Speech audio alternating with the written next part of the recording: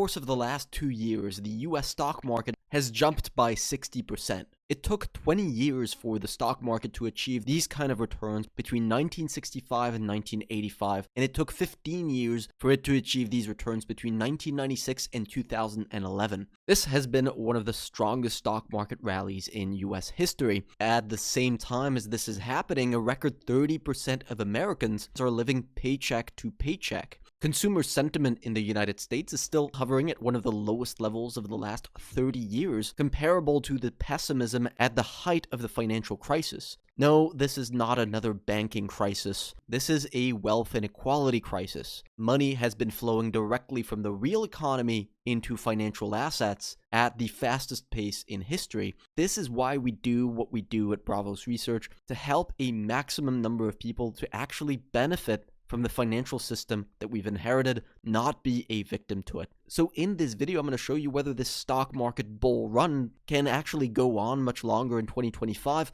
despite these completely absurd returns that we've already been seeing over the last couple of years. The stock market making a 60% gain within 2 years has only been seen a handful of times throughout history. Right here in 2021, in 2011, in 1996, and 1987. Now, in 3 out of these 4 instances, the stock market was actually pretty close to a big peak, each of these being approximately 20% declines in stocks. A 20% decline in the stock market today would take us approximately back to the high of late 2021. But these kinds of large market corrections don't just happen for no reason. They require a specific environment for them to happen. Otherwise, the market can just keep on going like it did in 1996, where no catalyst appeared, and so the stock market continued to move up all the way till 2000. So what's the difference between these episodes in 2021, in 2011, and 1987 that all saw large market corrections, and 1996 where stocks did not correct? And as always, I try to give you the most straightforward answer that I can. The answer to that question is inflation. This is what was happening to inflation in 2021,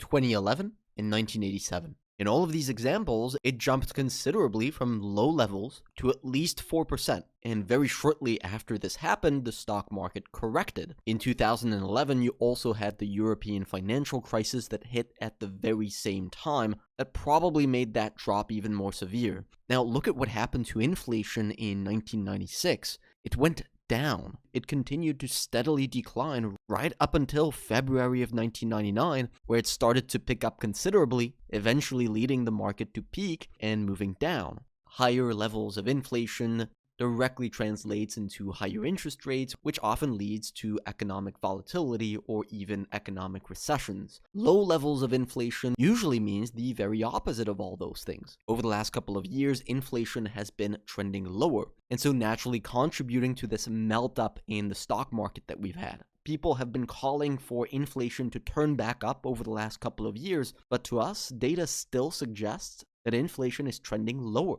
The most recent data from the Cleveland Fed on the rent prices of new tenants suggests that these have been contracting for the first time since the financial crisis. If we overlay the official CPI rent inflation data, we see that the new tenant rent index predicts what the CPI rent data is going to do over the next 9 months. And by the way, that's one of the largest chunks of the inflation data, so suggesting that a big part of inflation is going to continue trending lower over the next 9 months. So low inflation is one of the reasons why we actually think this bull market can last at least in the first half of 2025. Now, don't be mistaken, the reason inflation is low is not because everything is fine with the economy. We happen to think that low inflation is actually a symptom of a diseased economy that is suffering from high levels of inequality. The US consumer today has a low level of confidence, a low level of personal savings, and pretty high debt burdens. So naturally, inflation stays low because people are just not able to afford higher prices without the government injecting trillions of dollars like they did right after COVID. But in the meantime, US corporate profit margins are hovering at the highest levels in history, currently representing 13% of GDP growth. So 13% of the entire US economy is just corporate profits. And all of that is naturally reinvested back into financial assets. pushing them to higher levels. So our strategy at Bravos Research is quite simple. As long as inflation stays low, we think financial assets can continue rising like they did throughout 2024. Now, in the short term, you may have seen from our recent videos that we've gotten a little bit more defensive, reducing our exposure to US stocks. But we've actually just sent a memo to our clients highlighting that the risks that we've been worried about in recent weeks seem to have dissipated, potentially clearing the path for the stock market to actually resume higher straight away. So we've initiated a few new long trades on US stocks that we think have some great potential upside in the coming weeks.